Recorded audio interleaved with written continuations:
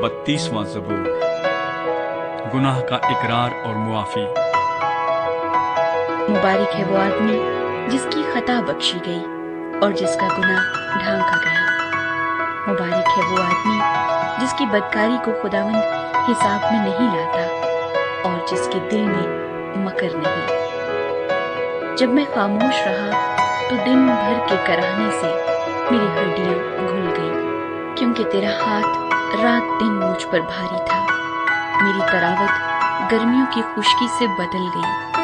میں نے تیرے حضور اپنی گناہ کو مان لیا اور اپنی بدکاری کو نہ چھپایا۔ میں نے کہا، میں خداوند کے حضور اپنی خطاؤں کا اقرار کروں گا، اور تو نے میرے گناہ کی بدی کو معاف کیا۔ اسی لیے ہر دیندار تجھ سے ایسے وقت میں دعا کرے جب تو مل سکتا ہے۔ یقیناً جب سیلاب آئے تو اس تک نہیں پہنچے گا۔ تو میرے چھپنے کی جگہ ہے، تو مجھے دکھ سے بچائے رکھے گا۔ تو مجھے رہائی کے نخوں سے گھیر لے گا۔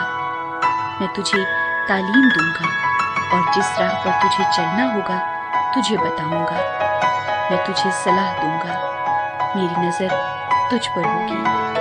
تم گھوڑے یا خچر کی مانند نہ بنو جن میں سمجھ نہیں، جن کو قابو میں رکھنے کا ساز دہانا اور لگام ہے، ورنہ وہ تیرے پاس آنے کے بھی نہیں۔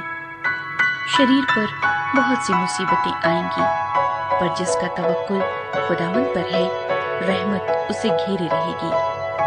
اے صادقو، خداوند میں خوش و خرم رہو، اور اے راست دلو خوشی سے للکارو۔